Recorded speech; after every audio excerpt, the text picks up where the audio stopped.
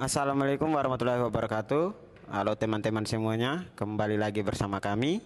Pada kesempatan video kali ini kami akan mempresentasikan tentang penerapan SVM dengan kernel trik untuk prediksi kemacetan.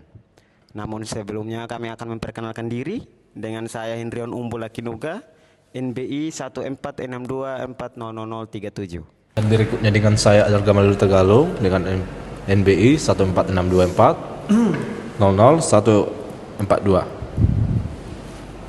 Saya Muhammad Dafa dengan NBI 1462400062.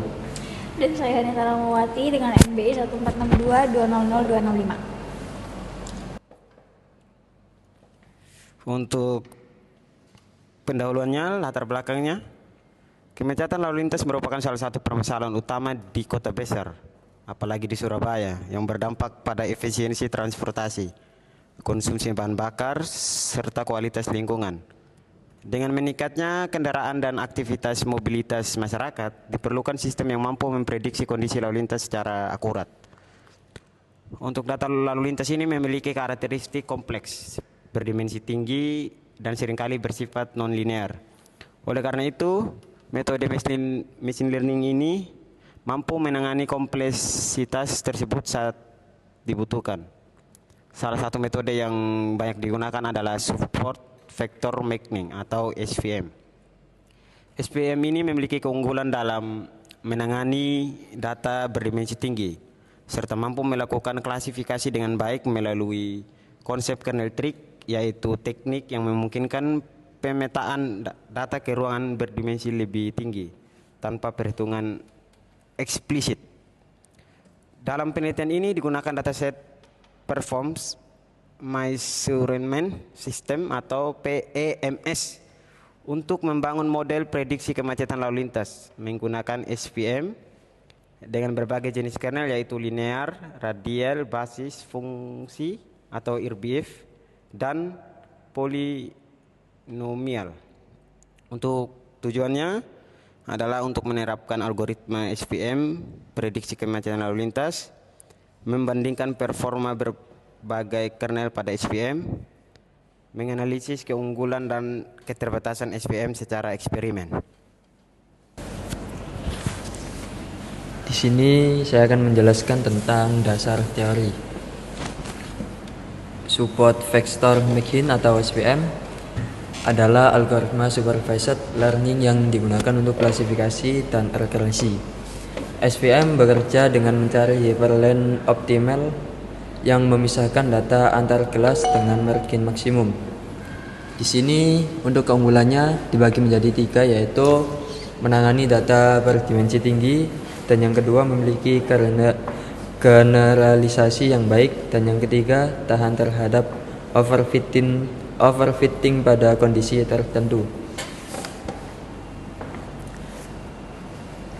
Dan selanjutnya adalah kernel trik, merupakan teknik yang digunakan untuk memetakan data ke ruang berdimensi lebih tinggi tanpa menghitung transformasi secara eksplisit. Beberapa kernel yang digunakan adalah linear kernel, RBF kernel, dan juga Gaussian, dan yang terakhir adalah polynomial kernel.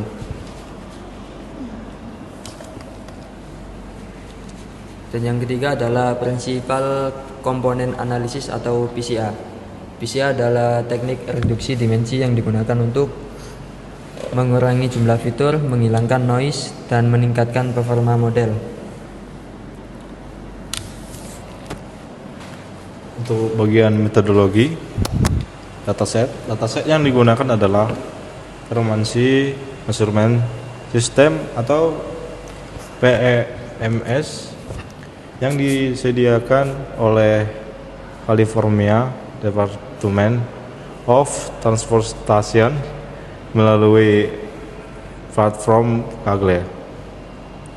Karakteristik dataset ada 3, yaitu jumlah data 52.116, yang kedua jumlah fitur 325, yang ketiga tipe data, time series atau kecepatan lalu lintas. Untuk bagian 3.2 tahapan penelitian dilakukan sebagai berikut. Yang pertama, data pre-processing. Yang kedua, ekstraksi fitur waktu. Yang ketiga, pembuatan label, klasifikasi. Yang keempat, pembagian data. Yang kelima, normalisasi data. Yang keenam, reduksi dimensi menggunakan PCA.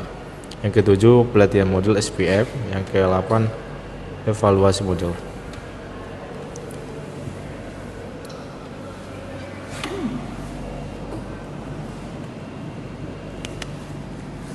Hasil dan pembahasan. Distribusi kelas menunjukkan bahwa dataset berada dalam kondisi hampir perfectly balanced. Selisih antar kelas sangat kecil, di bawah 3%. Sehingga yang pertama, tidak terjadi class imbalance. Kedua, tidak diperlukan teknik seperti SMOTE atau undersampling evaluasi. Lalu yang ketiga, model menjadi tidak bias terhadap kelas mayoritas. Berikut hasil perbandingan kernel. Oke. Pada grafik, hasil eksperimen menunjukkan bahwa kernel linear memberikan performa terbaik dibandingkan kernel lainnya.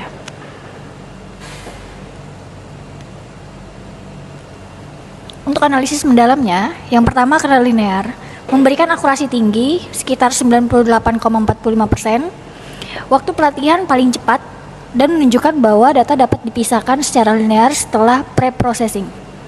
Untuk kernel RBF, memiliki performa sedikit lebih rendah, waktu pelatihan lebih lama, dan kompleksitas model lebih tinggi. Untuk kernel polinomial, performa paling rendah dan tidak mampu menangkap pola data secara optimal. Untuk pengaruh PCA terhadap hasil, PCA berperan penting dalam meningkatkan performa model dengan yang pertama mengurangi noise, yang kedua meningkatkan sparabilitas data, yang ketiga membuat data lebih linear. Akibatnya, kernel linear menjadi lebih optimal dibandingkan kernel non-linear. Oke, berikut grafik dari evaluasi model teknik. Hasil classification report. Akurasi 0,98, precision di bawah 0,98, recall 0,98. Analisisnya, model mampu mengklasifikasikan semua kelas dengan sangat baik.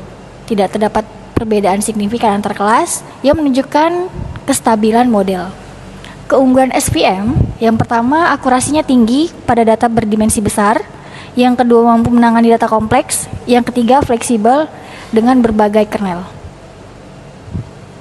Untuk keterbatasan SVM, yang pertama waktu pelatihan meningkat pada kernel kompleks, yang kedua sensitif terhadap parameter, yang ketiga tidak mempertimbangkan urutan waktu. Lalu kesimpulan dan saran. Yang pertama, kesimpulan. Poin pertama, berdasarkan hasil penelitian dapat disimpulkan bahwa SVM berhasil diterapkan untuk prediksi kemacetan lalu lintas. Yang kedua, kernel linear memberikan performa terbaik dengan akurasi 98,45%. Yang ketiga, PCA meningkatkan sparabilitas data sehingga kernel sederhana lebih optimal. Yang terakhir, SVM efektif untuk data berdimensi tinggi namun memiliki keterbatasan dalam komputasi. Lalu poin berikutnya ada saran. Yang pertama, melakukan tuning parameter untuk meningkatkan performa. Yang kedua, menggunakan model time series seperti LSTM. Dan yang ketiga,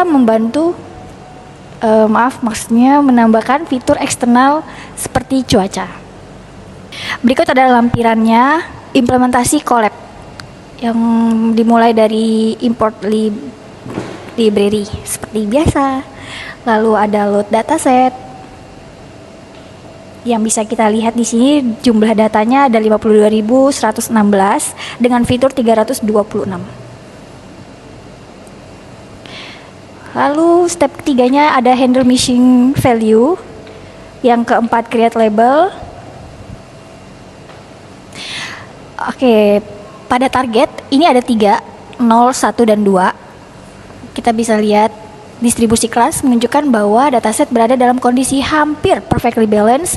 Selisih antar kelas sangat kecil di bawah 3%, sehingga tidak terjadi class imbalance. Tidak diperlukannya teknik seperti SMOTE atau undersampling evaluasi, dan model menjadi tidak bias terhadap kelas mayoritas. Yang dilanjut dengan fitur dan target. lalu ada scaling, dan PCA, mengurangi dimensi fitur, lalu ada training SPM, yang dilanjut dengan hasil eksperimen. Oke.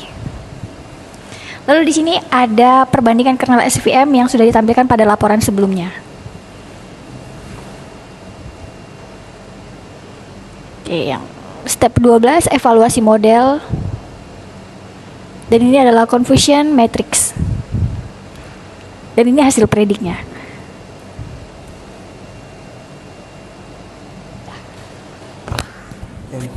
Sekian presentasi dari kami. Wassalamualaikum warahmatullahi wabarakatuh. Waalaikumsalam. Mohon